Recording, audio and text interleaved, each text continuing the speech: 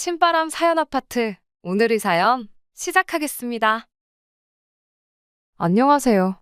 없는 형편에 두 사람 힘을 합쳐 열심히 살면 사는 게 조금 고달플지언정 같이 고생하는 만큼 행복하게 잘 살 수 있을 거라 믿었는데 이렇게 파혼하게 되다니.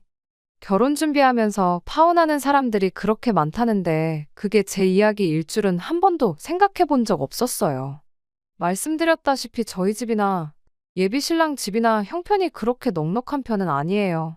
굳이 따진다면 저희 집이 예비 신랑에 비해서 조금 더 나은 편이긴 해요. 재산이나 그런 게 더 많아서 형편이 낫다기보단 저는 외동인데 예비 신랑은 밑으로 동생이 둘이나 더 있거든요. 예비 신랑이 취직하자마자 집에서 나와 혼자 지내고 있는 것도 그 이유가 가장 커요. 부모님 집에서 살면 생활비야 조금 덜 들겠지만 동생들 용돈 챙겨주고 부모님 생활비 보태드리고 하면 모으는 돈이 하나도 없겠다 싶었고 차라리 월세 20만 원 내고 혼자 지내는 게 더 싸게 먹힌다는 계산이었거든요. 저도 직장 생활 시작하면서 그때부터 집에서 나와서 살기 시작했어요. 하지만 예비 신랑과는 상황이 많이 달랐죠. 일단 독립해 나올 때 집에는 단순히 출퇴근 문제 때문에 독립을 하는 거라고 설명하긴 했지만 저는 예비 신랑과는 반대로 저희 부모님이 어떻게든 저를 도와주고 싶어 하시는 게 부담이 돼서 집을 나온 이유가 더 컸습니다.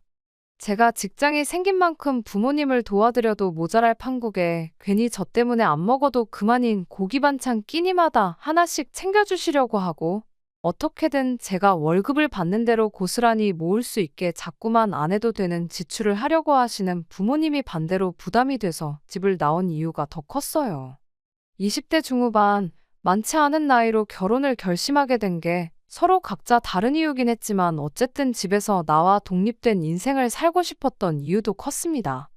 게다가 두 사람 다 집에서 나와 살고 있는데 결혼해서 한 집으로 살림을 합치면 얼마 안 되긴 하지만 한 사람분 월세나마 줄일 수 있고 결혼 전에 돈 모아서 결혼하나 결혼하고 나서 돈을 모으나 그게 그거라는 생각도 들었거든요.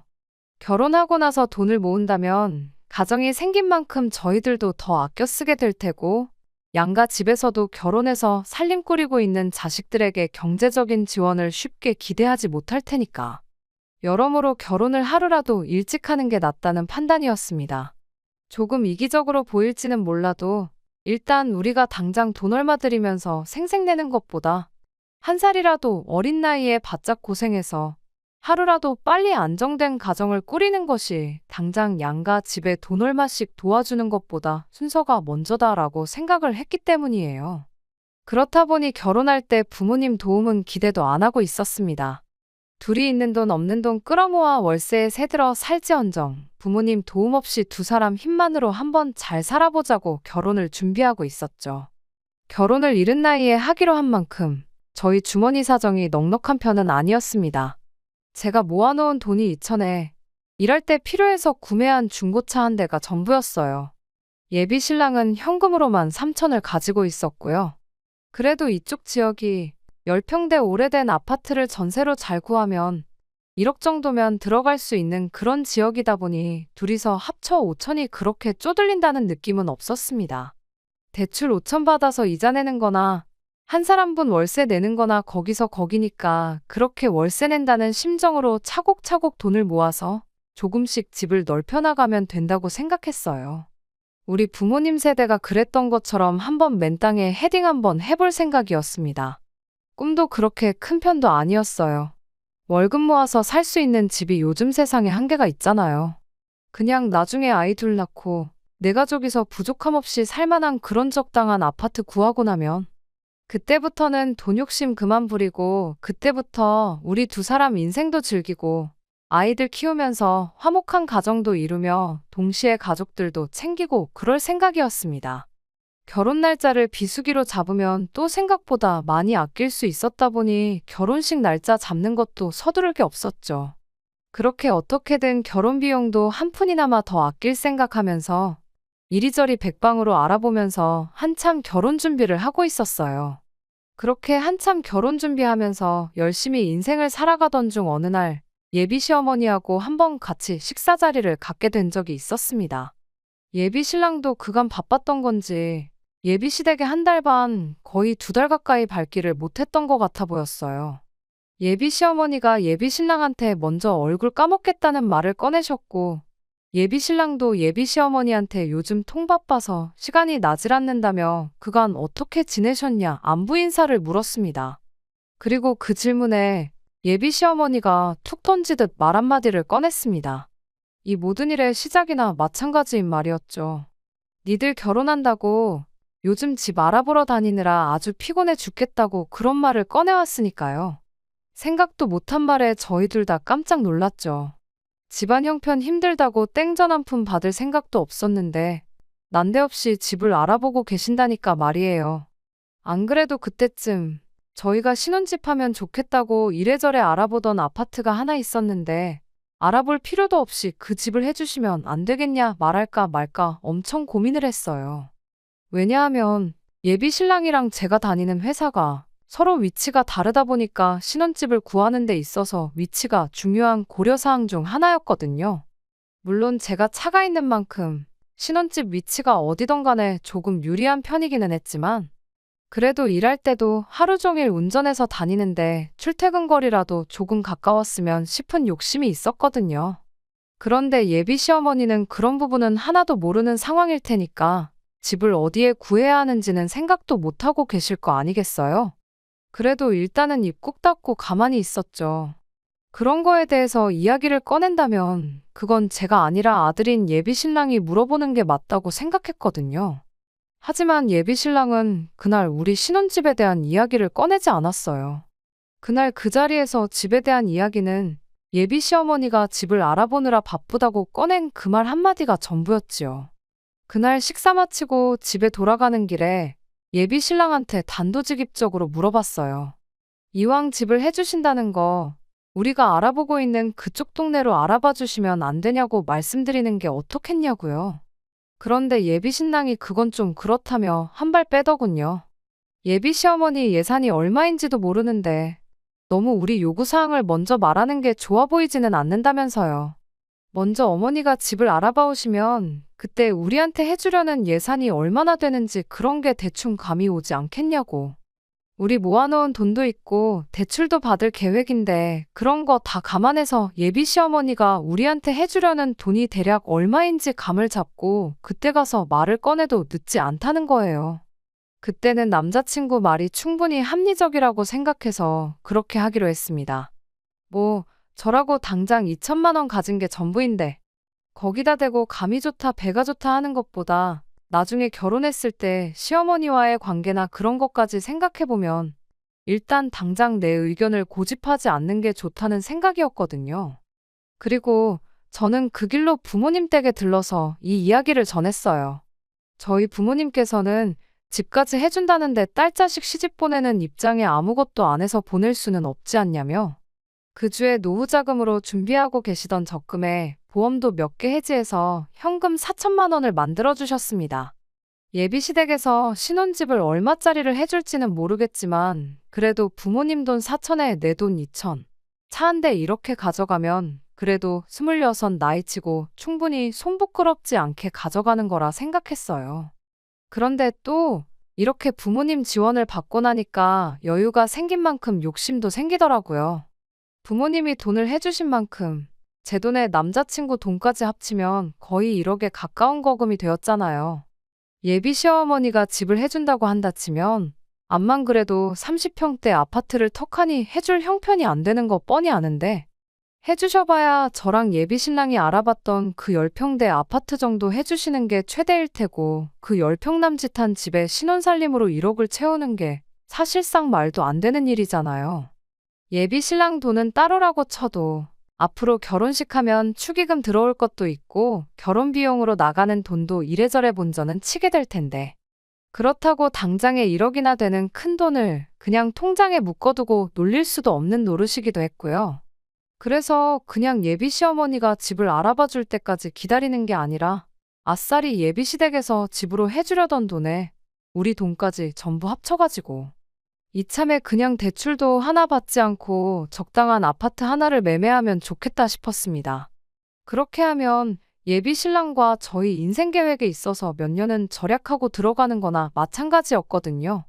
전세로 시작해서 최대한 돈을 모아가지고 더 좋은 집으로 이사 나가는 그 계획에서 시작 단계부터 몇 단계 뛰어넘을 수 있는 건데 이보다 더 좋은 방법이 또 있겠나 싶었죠. 그렇게 예비 신랑에게 우리 집에서도 4천을 지원해주기로 했다는 그 기쁜 소식을 전하며 제 생각도 동시에 이야기했어요. 예비 신랑도 듣고 보니 제 말이 일리가 있는 소리라며 어머니가 집을 구해줄 때까지 기다리는 것보다 네 돈 내 돈 할 것 없이 전부 모아 합쳐가지고 집을 매매하는 쪽으로 이야기를 해보겠다고 기대에 차서 이야기를 해왔어요. 그런데 한국말은 끝까지 들어봐야 안다는 말이 그 말이 뭔지 딱 알겠더라고요.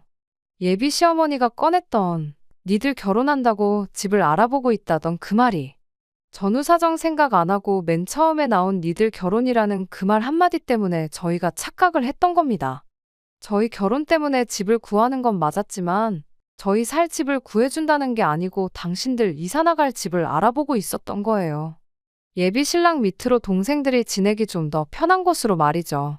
저희 결혼하는 건 결혼하는 거고 이사는 이사대로 따로였던 겁니다. 사실 그걸 가지고 누구 탓을 할 수는 없었어요. 우리가 김치국을 마셔도 한참 잘못 마신 거였으니까요. 하지만 저희 부모님은 그것 때문에 들고 있던 보험도 잘 모으고 있던 적금까지 깼는데 그거 생각하면 정말 저희 부모님 볼 면목이 없더군요. 집에 가서 부모님께 어떻게 말을 꺼내야 하는지도 정말 고민이었어요. 거의 2주 가까이 그 충격에 결혼 준비도 뒷전으로 미루고 걸려오는 부모님 전화도 피하고 혼자서 쓸데없는 고민하는데 시간을 허비했습니다. 그런데 막상 부모님께 이 이야기를 전하니 사정이 그런데 충분히 그럴 수도 있는 거 아니겠냐며 오히려 그냥 무심코 던진 말에 그런 착각을 할 만큼 결혼하는데 아무 도움도 못 해준 게 미안하다며 저한테 되려 사과를 하시더라고요. 그러면서 그 돈은 이미 그렇게 된 거 그냥 저 결혼하는데 보태주는 돈으로 할 테니 요긴하게 쓰라고까지 하셨죠. 정말 죄송스럽고 감사한 마음에 눈물이 다 날 지경이었습니다. 아무튼 그렇게 계획 하나가 잘못 들이킨 김칫국 한 사발 때문에 완전히 헝클어지긴 했지만 저희 부모님의 배려로 결혼 자금은 거의 2배 가까이 늘어나게 된 상황이었습니다. 원래도 제가 이천에 중고차 한 대 대충 1,000만 원 잡고 예비 신랑 돈 3천만 원 이렇게 해서 각자 3천씩 반반 결혼을 하는 거라고 생각하고 있었는데 이렇게 된 거 예비 신랑도 예비 시부모님께 어떻게 상황을 잘 설명해서 조금이나마 지원을 받아왔으면 좋겠다 싶었죠. 그렇게 되면 반반 결혼 맞춰서 하는 거니 어디서 말 나올 것도 없고 그렇게 하는 게 공평한 거니까 말이에요. 그렇게 되면 둘이 각각 7천씩 1억 4천 정도를 해오는 게 되는 거니까. 애초에 계획했던 것처럼 대출금 껴서 신혼집을 전세가 아니라 매매로 들어가면 좋겠다는 생각이었습니다. 그것만 해도 당초 저희 계획에서 한 계단 뛰어넘어 시작하는 거나 마찬가지였으니 말이죠. 당장 신혼살림이야 혼자 살면서 쓰던 거 가져와서 쓰다가 여유 생길 때마다 하나씩 바꿔나가면 그만인 거고 결혼 비용은 축의금 들어오는 걸로 본전은 뽑을 수 있다고들 하니 그렇게 하는 것만큼 또 좋은 방법이 없겠다 싶었거든요. 그런데 제가 결혼이라는 걸 너무 쉽게 생각했었나 봅니다. 정말 백번양보해서 예비 신랑이 집에서 그 어떤 지원을 못 받아온다고 해도 저는 아무 상관없었어요. 집에서 지원금 받아와서 반반 결혼하자고 한 것도 순전히 저 혼자만의 생각이었으니까요. 애초에 집에서 아무 지원을 받지 않고 결혼하기로 한 건데 이제 와서 집에 가서 4천만 원 받아오라고 한다면 예비 신랑 입장에서는 충분히 난감할 수도 있다는 생각이었습니다. 그러니 사실 아무 지원을 못 받아온다고 해도 그걸 가지고 예비 신랑을 원망하거나 탓할 생각이 전혀 없었어요. 그냥 4천만 원 더 대출받아서 이자 조금 더 내면 되는 일이라는 생각까지 가지고 있었죠. 그런데 혹시나 싶어서 꺼낸 지원금 이야기에 오히려 예비 신랑은 제가 생각했던 것과 정반대의 반응을 보여왔습니다. 갑자기 어디서 장남 효자병에 제대로 걸려버려가지고 온 거예요. 4천만 원 이야기를 꺼내니 되려 예비 신랑이 안 그래도 저한테 기니 할 이야기가 있었다며 입을 열었습니다. 집에서 지원을 받아오는 게 아니라 자기가 결혼 자금으로 모아놓은 3천만 원을 자기 가족들한테 주고 싶다는 거예요. 그게 무슨 소리냐 했더니 자기가 너무 돈 생각만 해서 여지껏 가족들을 너무 모른 척 했던 것 같다는 겁니다. 이제 와서 부모님이 왜 이사를 가시는 건가 생각해 봤다는 거예요. 자기가 집을 나가 산 지도 어언 3년 차가 되어 가는데 동생들 편하게 해주려고 이사를 가는 거면 갔어도 진작에 갔으면 됐었다는 거죠. 그래서 그 이유를 예비 시어머니한테 여쭈어 봤는데 어머님 대답이 이랬답니다. 혹시나 예비 신랑이 혼자서 사는 게 너무 고달프고 힘들면 집에 돌아오고 싶어 하지 않을까봐 이사를 못했다는 거예요. 예비 시댁이 예비 신랑이 다니는 회사랑 거리가 그나마 가까운 편이거든요. 말인즉슨 동생들 공부 때문에 이사를 하게 된다면 동시에 예비 신랑 네 회사랑 거리가 크게 멀어진다는 거죠. 그럼 예비 신랑이 혼자 지내는 게 힘들어서 집에 돌아오기로 결심했을 때 회사까지 거리가 멀어진 만큼 몸이 고생을 한다는 소리인 거고요. 그런데 이번에 결혼을 하기로 한 만큼 더 이상 남자친구가 돌아올 집이 필요가 없어진 거나 마찬가지니 그제서야 어머님이 다른 두 자식들 지내기 편한 곳으로 이사를 나갈 결심을 하셨다는 겁니다. 자기는 그간 가족들한테 돈 얼마씩 쓰게 될 게 싫어서 집을 뛰쳐나온 건데 정작 내 가족들은 자기 때문에 불편하고 힘든 거 감수하고 버티고 있었던 거 아니겠냐고. 한동안 그거 생각하니 밥도 잘 안 넘어가고 그랬다더라고요. 그러다 제가 부모님께 예비 시어머니가 알아보고 있다던 집이 우리 신혼집이 아니라 새로 이사갈 집이라던 말을 어떻게 꺼내야 하나 고민하던 그 사이에 예비 신랑은 어머님을 따라서 가족들과 새로 이사가기로 했다는 집을 따라다녀왔다는 겁니다. 위치적으로 보나 뭘로 보나 먼저 살던 집보다 좋았는데 딱 하나 마음에 걸리는 게 있었다는 거예요. 그 집에 먼저 살던 사람이 아파트가 지어졌을 때부터 여지껏 쭉 그 집에서 살았답니다. 어르신분이라 집이 썩어가는데도 아랑곳하지 않고 집 한 번 안 고치고 쭉 말이에요. 그래서 집골이 아주 말이 아니었다는 겁니다.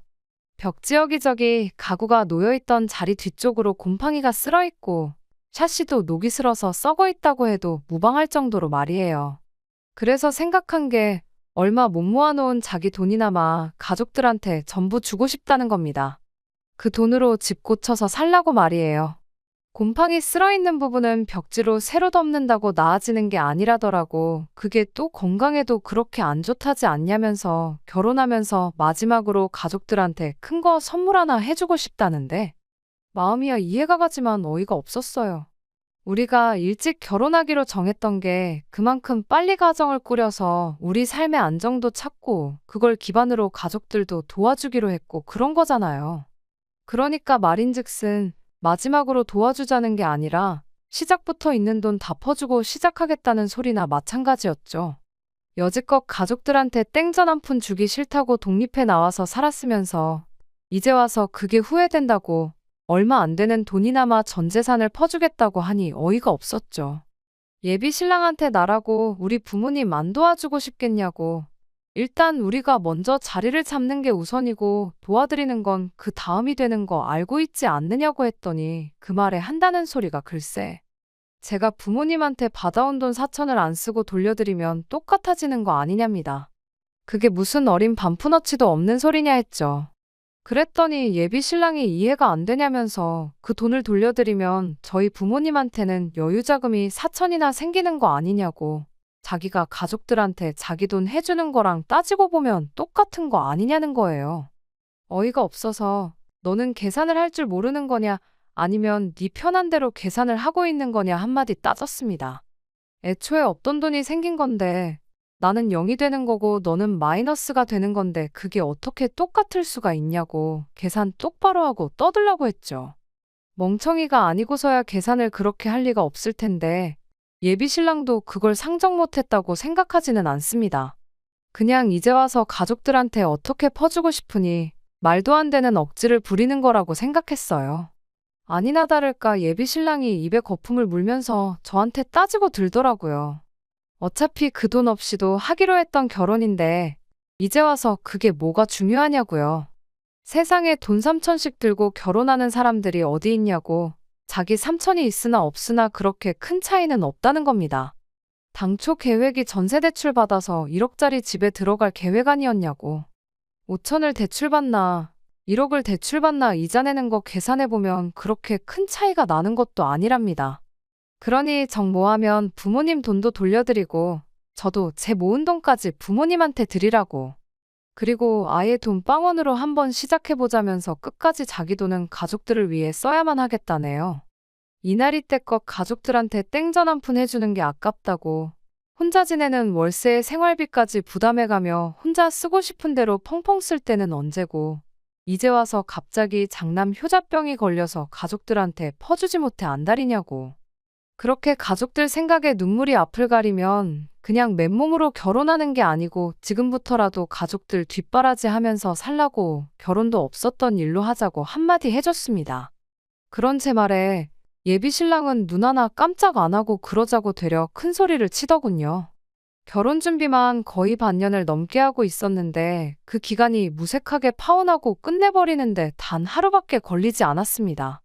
처음에는 진짜 파혼하게 된 건가 싶고, 연애 시작했을 때부터 결혼 준비하던 때까지 일들이 다 거짓말 같고 믿을 수가 없었는데 며칠 지나지 않아서 그런 마음은 사라지고 오히려 속이 후련해지더라고요.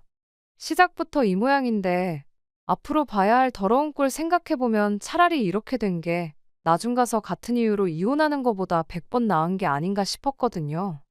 그런데 그렇게 일주일 지나서 예비 신랑이 저희 집까지 찾아와 저한테 싹싹 빌기 시작했어요. 집단에는 연애하면서 몇 번 말다툼했던 거랑 똑같은 거라 생각했나 봐요. 그런데 며칠이 지나도 제가 연락도 다 무시하고 그러고 있으니 사태의 심각성을 그제서야 깨달았는가 보더라고요.